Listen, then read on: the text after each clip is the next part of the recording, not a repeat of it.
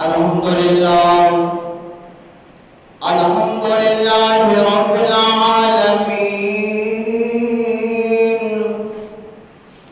والعاقبة للمتقين والصلاة والسلام على سيدنا وسندنا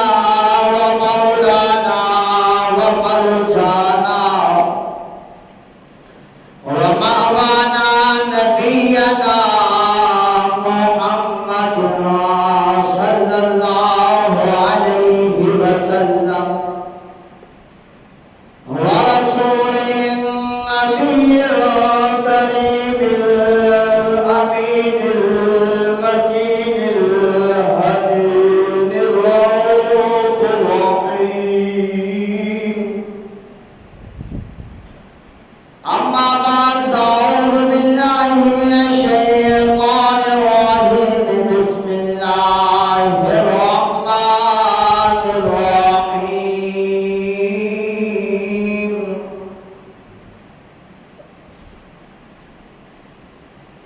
والذين هم على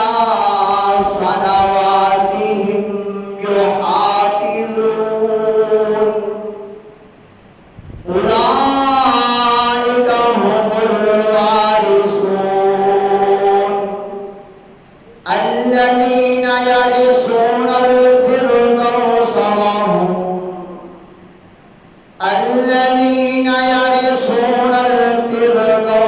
هم فيها خالدون.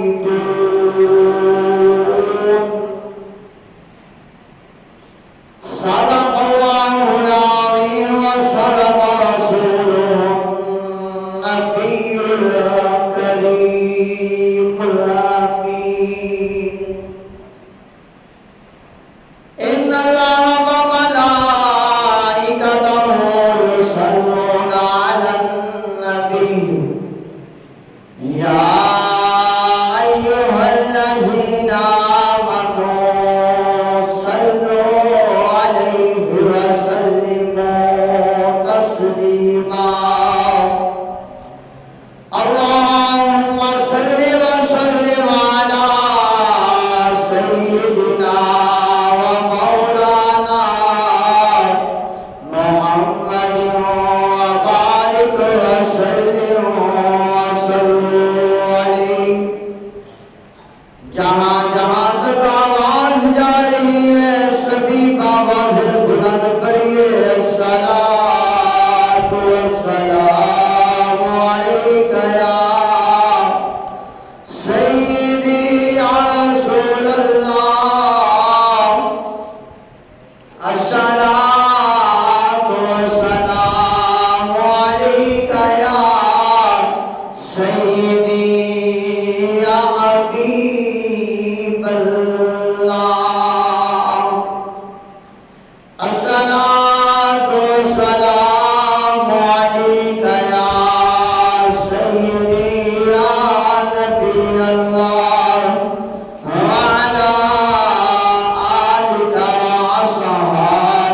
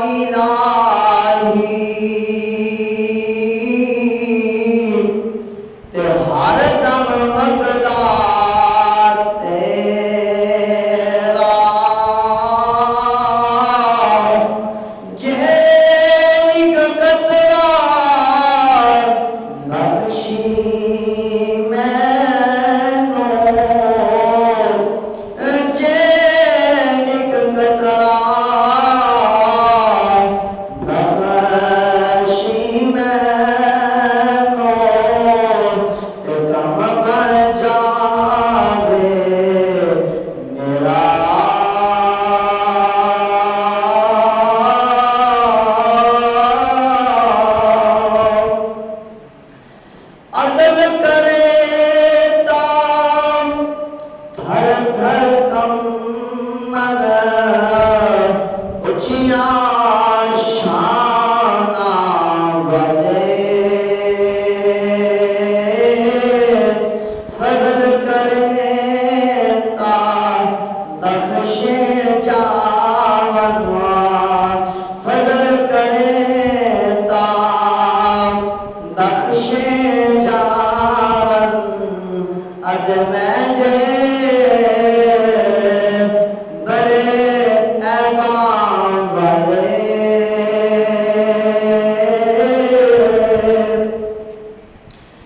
لوکاں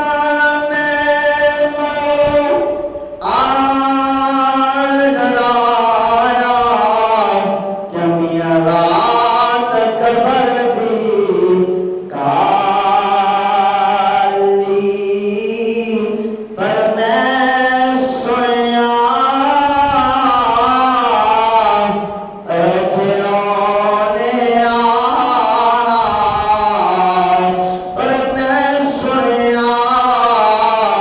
ایتھے آنے آنا جڑے موڈے کملی کالی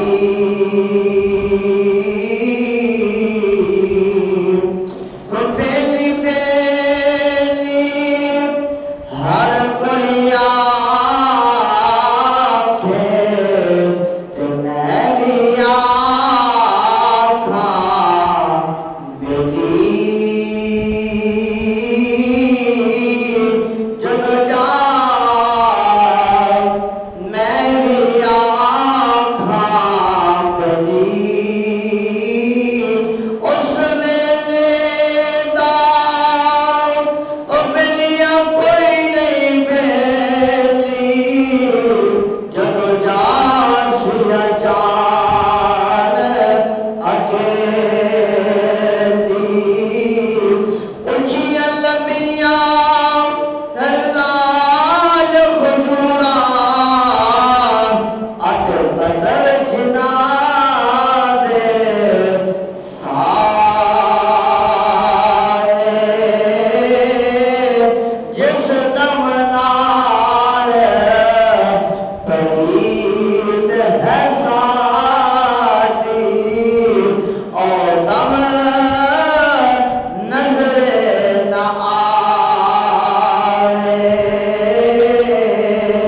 جب جب آوے موت ضروری جب جب آوے موت ضروری اد میریاں اکھیاں بند نہ کرنا شاید میرا آقا آوے شاید میرا سونا آوے تے میں دیدار حضور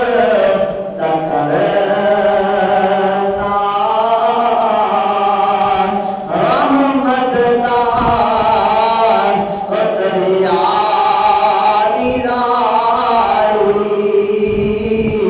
تے ہر دم وگدا تیرا ایک قطرہ جے بخشی مینوں تے کم بڑھ جاوے میرا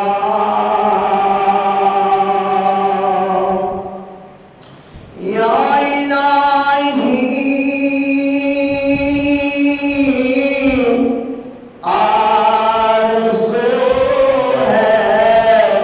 کہ یہی پوری ہو جائے تیرے اور تیرے محبوب کی محبت سے ہر بندہ مومن کا سینہ پرنور ہو جائے بلغ اللہ بکمالہ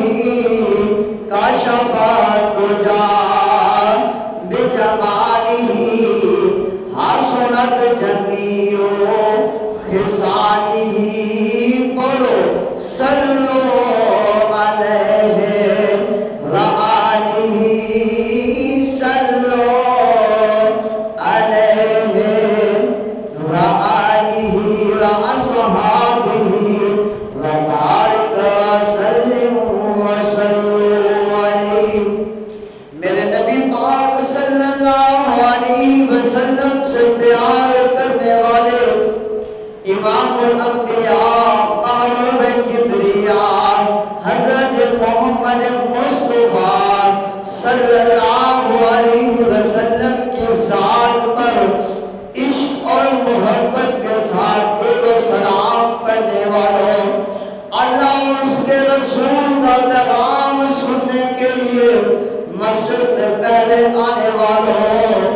اللہ تبارک و تعالیٰ کی پاک بارگاہ میں دعا کرتے ہیں کریم اللہ ہم سب کے صغیرہ و کبیرہ گناہوں کو معاف فرما دے، اور کریم اللہ ہم سب کو صراط مستقیم پر چلنے والا بنائے، صحیح معنوں میں قرآن سے محبت کرنے والا بنائے،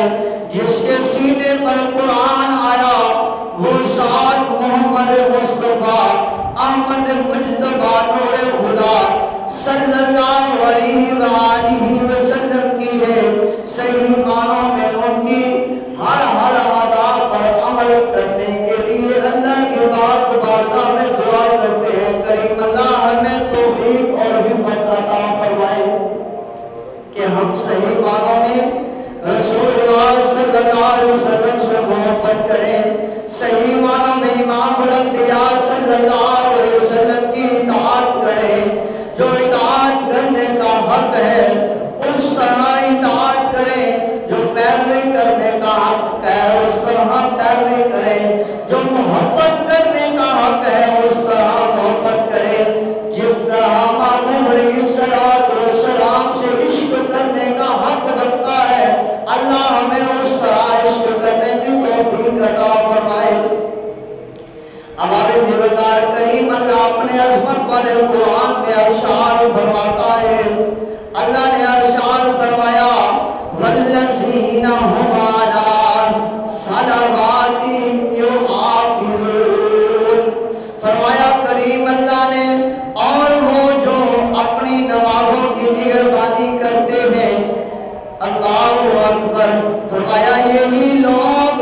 اولئک هم الوارثون، یہی لوگ جنت کے وارث ہیں، بلند آواز سے کہہ دیجیے سبحان اللہ۔ اور آگے کریم اللہ نے ارشاد فرمایا الذین یرثون الفردوس هم فیہا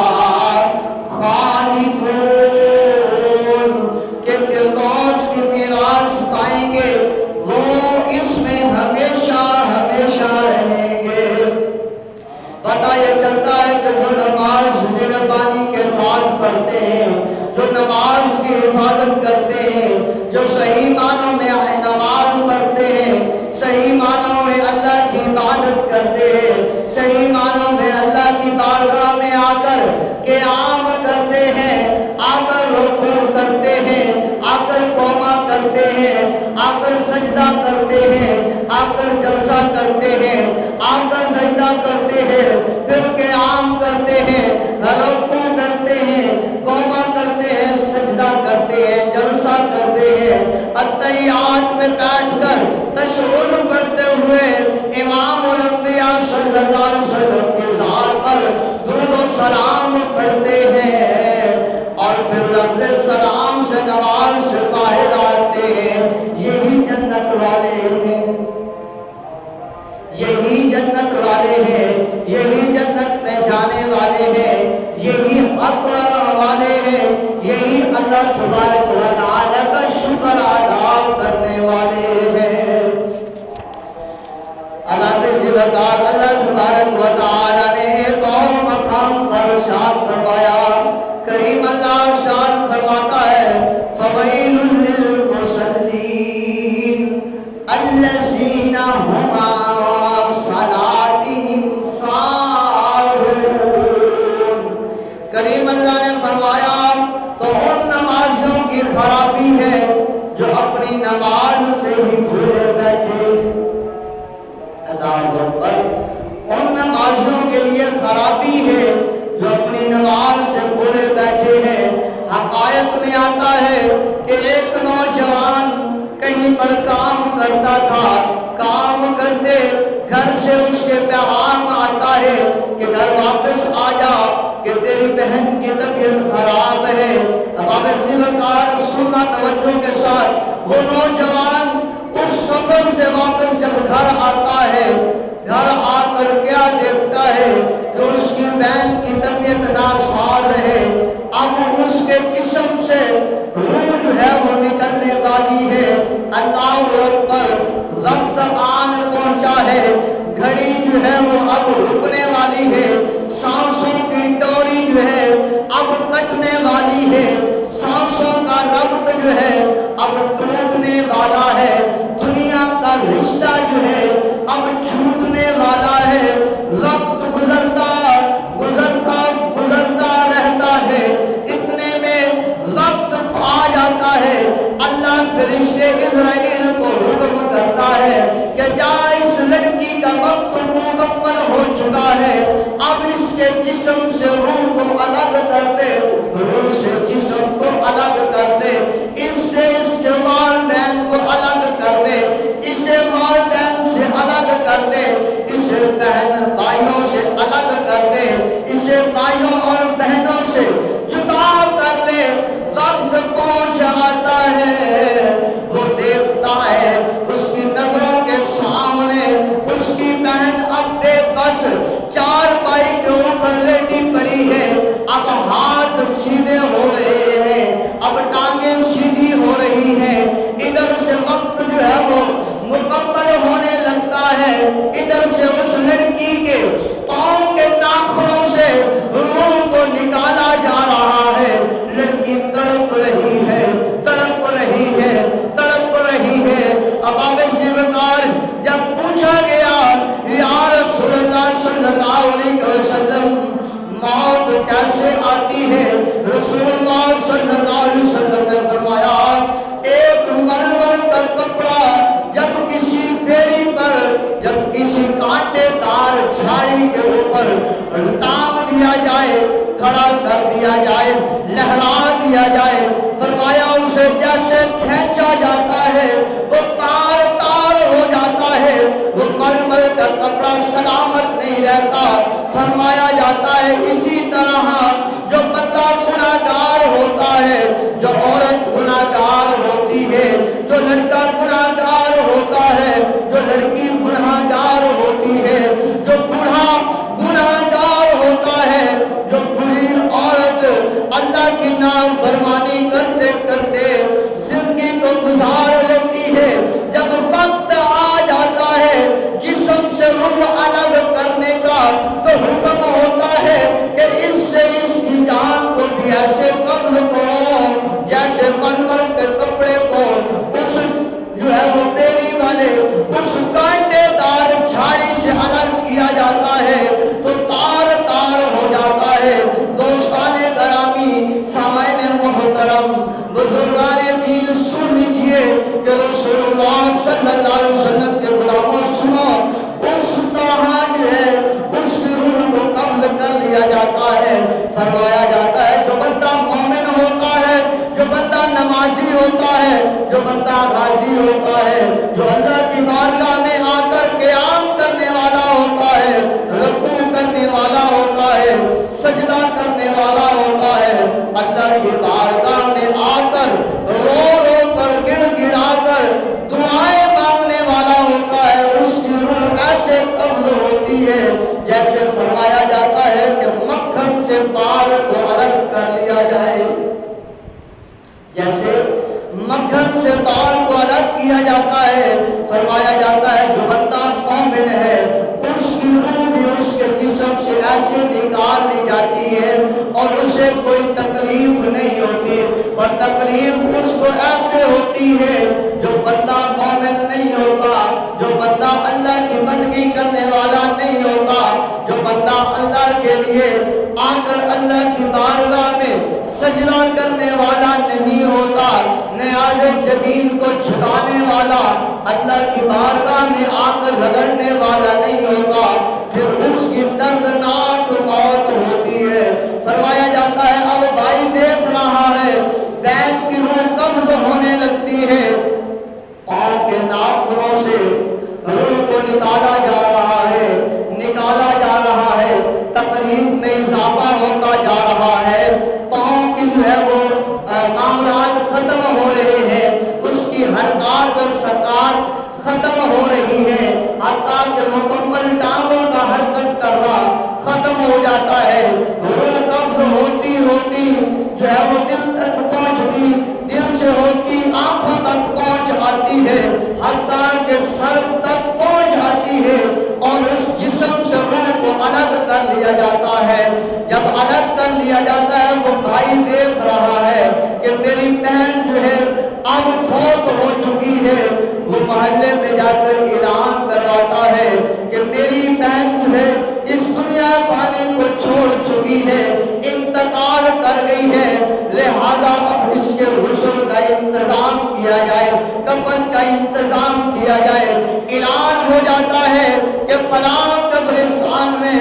اس لڑکی کے لیے قبر کو تیار کر لیا جائے، قبر کو بھی تیار کر لیا جاتا ہے، کفن کا غسل کا بھی اہتمام کر لیا جاتا ہے، جنازے کا بھی اہتمام ہو جاتا ہے۔ جنازہ پڑھنے والے بھی آ جاتے ہیں، ان میں بھی کئی ایسے ہیں جنہیں نماز جنازہ آتا ہے، تو کئی ایسے ہیں زندگیوں کو گزار دیا پر جنازے کو یاد نہیں کیا،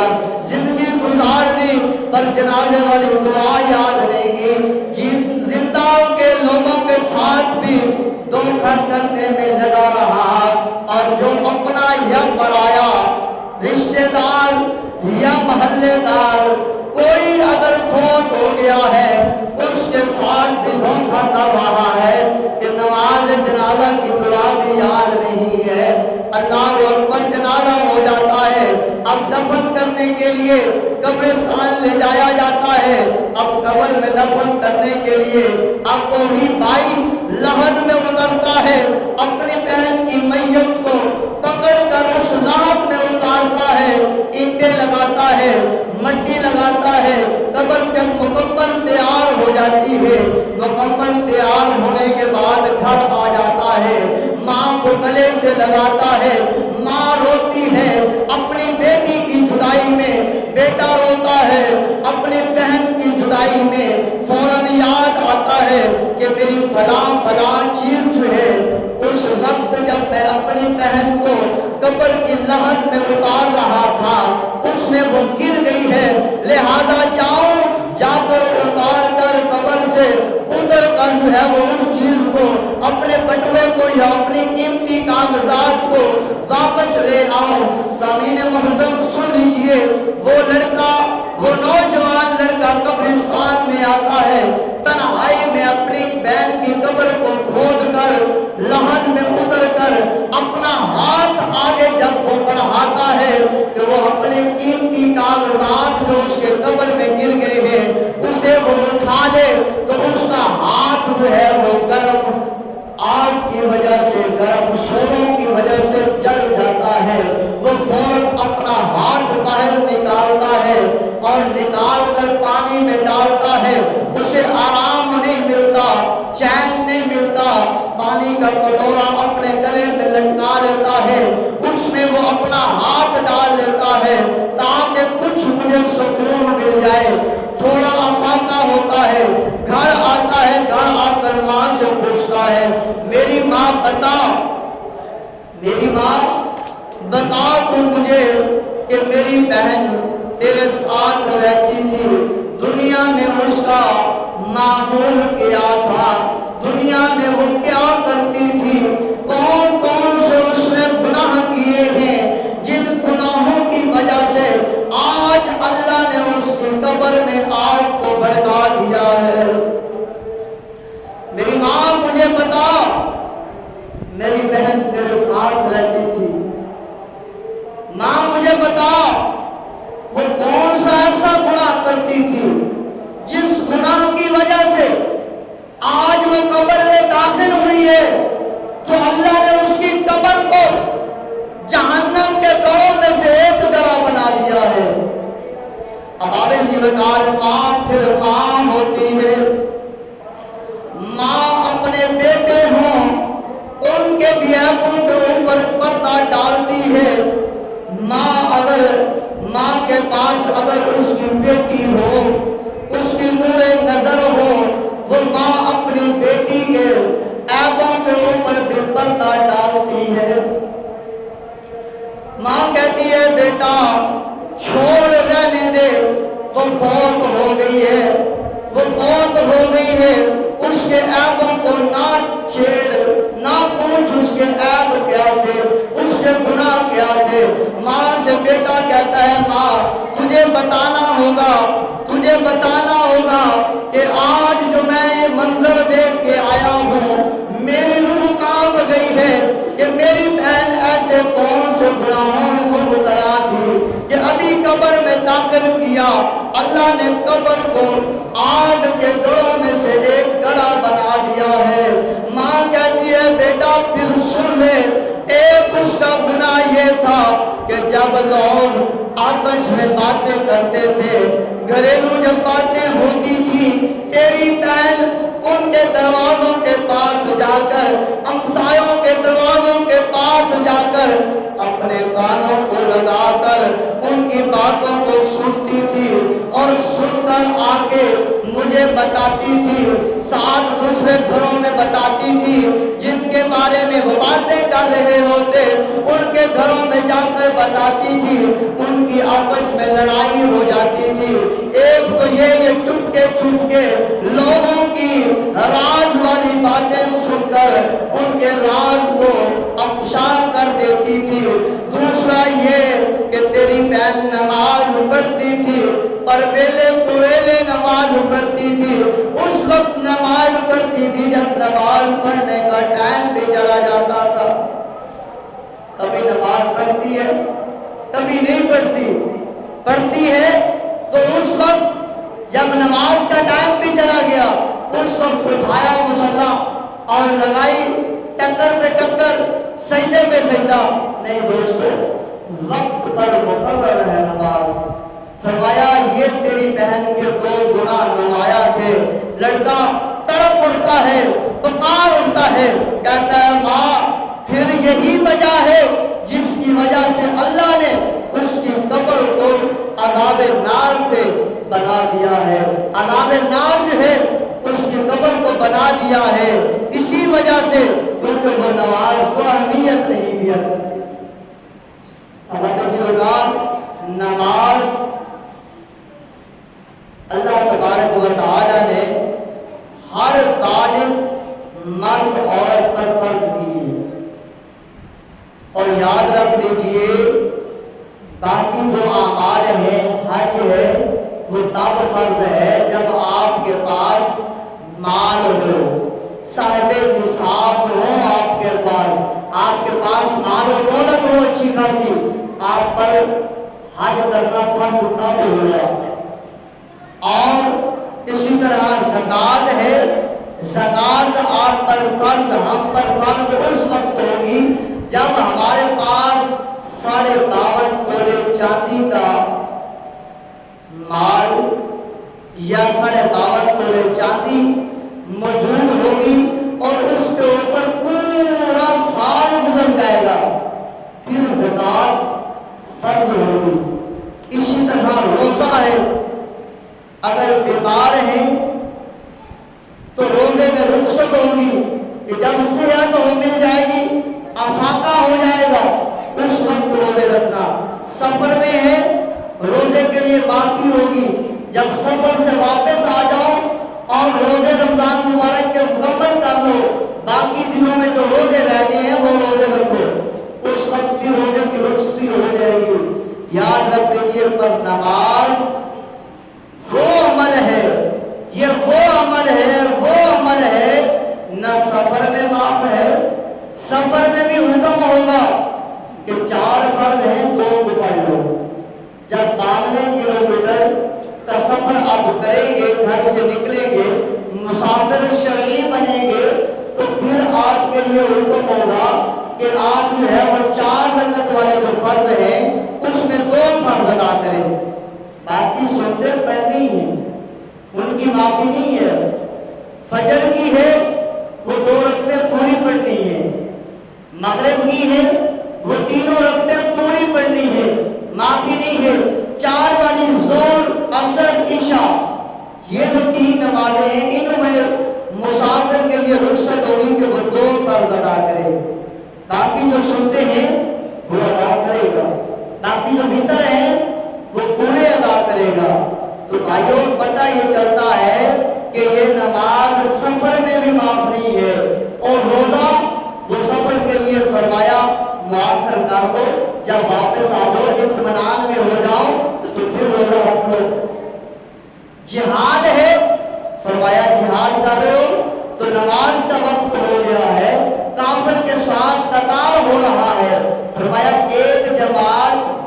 کافروں کے ساتھ لڑتی رہے گی، ایک جماعت آئے اور آ کر ایک رکعت نماز پڑھے، وہ چلی جائے، وہ جا کر کفار کے ساتھ مقابلہ کرے، اور جو کفار کے ساتھ پہلے مقابلہ کر رہی ہے جماعت، وہ آئے، وہ اپنی ایک رکعت مکمل کر کے وہ چلی جائے، پھر پہلے والی آئے، وہ اپنی دوسری رکعت مکمل کرے۔ یعنی کہ میدان جہاد میں بھی نماز کی رخصتی نہیں ہے کہ پہلا نمبر پہ جہاد کر لو، اس کے بعد جو ہے وہ جا کر سکون سے نماز پڑھنا نہیں۔ حالت جہاد میں بھی فرمایا ایک ایک رکعت کر کے نماز پڑھتے رہو، کفار کے ساتھ مقابلہ بھی کرتے رہو۔ تو نماز اتنی اہمیت کی ہے۔ فرمایا روزہ ہے، بندہ بیمار ہے، حکم ہے جب صحت یاب ہو جائے پھر روزے رکھ لے۔ بندہ جو ہے وہ بڑا ضعیف ہے، نہیں طاقت روزہ رکھنے کی، فرمایا وہ بندہ روزے کا فدیہ دے دے، اور جب صحت یاب ہو جائے تو پھر رکھنا چاہے تو پھر رکھ لے۔ اور نماز فرمایا اگر کوئی بندہ اتنا بیمار ہے، اتنا بیمار ہے، اتنا بیمار ہے، ہاتھ اس کے حرکت نہیں کرتے، پیر اس کے حرکت نہیں کرتے، آنکھیں اس کی کھلتی نہیں ہے، زبان اس کی ہلتی نہیں ہے، فرمایا دل دھڑکتا رہا ہے، دل میں دھڑکن جاری ہے، فرمایا اس بندے کے لیے نماز معاف نہیں ہے۔ اس سے حکم یہ ہوگا کہ یہ دل کی دھڑکن کے ساتھ بھی اپنی نماز کو مکمل کرے۔ بستر مرگ پر پہنچ چکا ہے، روح قبض ہونے والی ہو تو بھی اذان اگر ہو رہی ہے، نماز کا وقت ہو گیا ہے، اس سے معافی نہیں ہے، فرمایا یہ حالت اس میں بھی نماز ادا کرے۔ تو پتہ یہ چلتا ہے کہ نماز کسی حالت میں بھی معاف نہیں ہے، فرض ہے۔ اور قرآن پاک میں بھی اللہ تبارک و تعالیٰ نے ایک مرتبہ نہیں، تقریباً 750 کم و بیش مرتبہ اللہ تبارک و تعالیٰ نے نماز پڑھنے کا حکم عطا فرمایا، اور رسول اللہ صلی اللہ علیہ وآلہ وسلم نے بھی یہی ارشاد فرمایا ہے کہ اگر تم چاہتے ہو کہ میں محمد کی آنکھوں کو ٹھنڈک پہنچانا تو پھر نماز پڑھا کرو، نماز پڑھا کرو۔ خالی عشق کا دعویٰ نہیں، خالی محبت کا دعویٰ نہیں، اللہ تبارک و تعالیٰ کی بندگی جب تم کرو گے رسول اللہ صلی اللہ علیہ وسلم کی اطاعت کے مطابق، یہ عشق بھی ہوگا، یہ محبت بھی ہوگی، یہ پیار بھی ہوگا، یہ ادب بھی ہوگا۔ اگر تم خالی جو ہے عشق کا نعرہ لگاتے ہو، محبت کا دعویٰ کرتے ہو، نماز کا وقت ہو، رسول اللہ صلی اللہ علیہ وسلم کی آنکھوں کو ٹھنڈک نہ پہنچاؤ تو تمہارا وہ نعرہ، میرا وہ نعرہ، تمہارا میرا وہ نعرہ محبت رسول، عشق رسول والا کھوکھلا ہے، بظاہر ہے۔ عشق اور محبت رسول کا دعویٰ جو ہے تبھی مکمل ہوگا جب روزہ رسول میں آرام فرما آخر الزمان محمد رسول اللہ صلی اللہ علیہ وآلہ وسلم کی آنکھوں کو ٹھنڈک اور راحت پہنچانا مقصود ہوگا۔ کیسے پہنچے گی؟ جب ہم آ کر اللہ کی بارگاہ میں سب کچھ باہر چھوڑ کر آ کر اپنا کینہ، اپنا بغض، اپنے انا باہر چھوڑ کر آ کر اللہ کی بارگاہ میں آ کر جھک جائیں گے۔ اللہ تو نے عطا کیا ہے، اللہ ہر چیز تو نے عطا کی ہے، اللہ یہ بھی ہدایت تو نے دی ہے، توفیق تو نے دی ہے کہ میں تجھے سجدہ کرنے آ گیا ہوں۔ اللہ اس میں بھی ہزاروں خامیاں ہوں گی، پر اللہ تیری رحمت کا طلبگار ہوں، محبوب کے صدقے کریم اللہ میرے اس ٹوٹے ہوئے سجدے کو اپنی بارگاہ میں قبول فرما، تو رب ذل قبول فرما کر گناہوں کو معاف فرما دے۔ تو اب آپ اسی بکار حدیث پاک بھی آتا ہے، بنی اسرائیل کے بارے میں ہے کہ رسول اللہ صلی اللہ علیہ وسلم نے فرمایا اے میرے صحابہ، بنی اسرائیل میں ایک عورت تھی نا، اس نے موسیٰ علیہ السلام کی پاک بارگاہ میں آ کر عرض کیا یا کلیم اللہ، میرے لیے اللہ کی پاک بارگاہ میں دعا کریں، اللہ میرے گناہ کو معاف فرما دے۔ تو موسیٰ علیہ السلام نے کہا یہ تو بڑی دعا مانگ سکتی ہے، عرض کی آپ مانگیں گے میرے لیے سفارش ہو جائے گی اور بہتر ہوگا خدا تعالی مجھے آپ کے لیے آپ کے صدقے معاف فرما دے گا۔ تو آپ نے فرمایا گناہ ایسا کیا کیا؟ تو اس نے کہا زنا ہوا، زنا سے حاملہ ہوئی اور پھر جب بچہ پیدا ہوا تو میں نے قتل کر دیا۔ موسیٰ علیہ السلام نے فرمایا جا توڑ جا، رونے لگی۔ اللہ نے فرمایا اے موسیٰ تجھے پتہ نہیں ہے، جبرائیل کے ذریعے پیغام بھیجا، اے موسیٰ تجھے پتہ نہیں ہے اس سے بھی بڑا گناہگار ہے۔ عرض کی باری تعالیٰ کون ہوگا؟ فرمایا وہ بندہ ہوگا جو جان بوجھ کر نماز کو چھوڑ دے گا۔ اب جب اذان ہوتی ہے ہمارے کپڑے بھی ٹھیک ہوتے ہیں، اکثر ہم جو ہے وہ بیٹھے ہوتے ہیں سرگرم کے ساتھ، تو اذان بھی ہم سنتے ہیں تو نماز پڑھنے نہیں آتے، تو یہ جان بوجھ کر ہوا یا کہیں مصروفیات کی وجہ سے ہوا؟ تو گویا جان بوجھ کے ہوا۔ اگر ہمارے پاس کپڑے ہونے کے باوجود اذان ہوتی ہے ہم آتے نہیں ہیں، تو یہ باوجود سب کچھ نعمتوں کے ہم اللہ کی بارگاہ میں سجدہ کرنے نہیں آ رہے، تو جان بوجھ کر نہیں آ رہے، تو گویا قتل سے بھی بڑا گناہ نماز چھوڑنا، زنا سے بھی بڑا گناہ نماز چھوڑ دینا ہے۔ اللہ اکبر۔ تو صحابی رسول کے پاس تو کپڑے نہیں تھے، جب ایمان لے آئے گھر سے نکلنے لگے، صحابی رسول کے بارے میں آتا ہے تو والد ان کا پہلے انتقال کر چکا تھا۔ جب آنے لگے تو چچا نے کہا کہ تجھے پالا میں نے ہے، میں نے تجھے کھلایا ہے پلایا ہے، تو اب مجھے چھوڑ کر میرا دین مذہب چھوڑ کر محمد رسول اللہ صلی اللہ علیہ وسلم کا بن رہا ہے، تو ادھر جا رہا ہے، تو پھر مال دولت تیرے لیے ختم ہے۔ کہا یہ مال دولت سب کچھ تجھے مبارک ہو، مجھے محمد رسول اللہ صلی اللہ علیہ وسلم کا دامن تھامنا مبارک ہو۔ اس نے سوچا کہ میرا سہارا یہ ہے، میرا بیٹا ہے ہی نہیں، میرا یہی تھا، اب یہ بھی جا رہا ہے، میں اکیلا رہ جاؤں گا۔ میں نے سوچا مال کی لالچ دوں گا، مال کی لالچ میں آ کر یہ میرا لڑکا بھتیجا میرا مجھے چھوڑ کر محمد رسول اللہ صلی اللہ علیہ وسلم کے پاس نہیں جائے گا، لیکن تو یہ تو رک نہیں رہا۔ اس نے کہا دوسرا حربہ، اس نے کہا پھر یاد رکھ لے یہ جو تو نے تن کے اوپر کپڑے پہن رکھے ہیں یہ بھی تیرے باپ کے نہیں ہیں بلکہ میرے ہیں، اگر تو نے مجھے چھوڑ کر جانا ہے تو ان کپڑوں کو بھی مجھے دے کر جانا ہوگا۔ طریقہ تھا اس کا روکنے کا کہ کہیں رک جائے، پر جب عشق کی آگ جو ہے وہ بھڑک جائے، پھر آگے حبشی بلال ہوں یا کہ سیدنا صدیق اکبر ہوں، یا حبشی بلال ہوں یا کہ سیدنا عمر بن خطاب ہوں، یا کہ جو ہے وہ حبشی بلال ہوں، یا کہ ادھر نواسے رسول حضرت امام عالی مقام حضرت امام حسین ہوں، یا کہ مدینہ کی زمین ہو، آرام گاہ ہو، یا کہ ادھر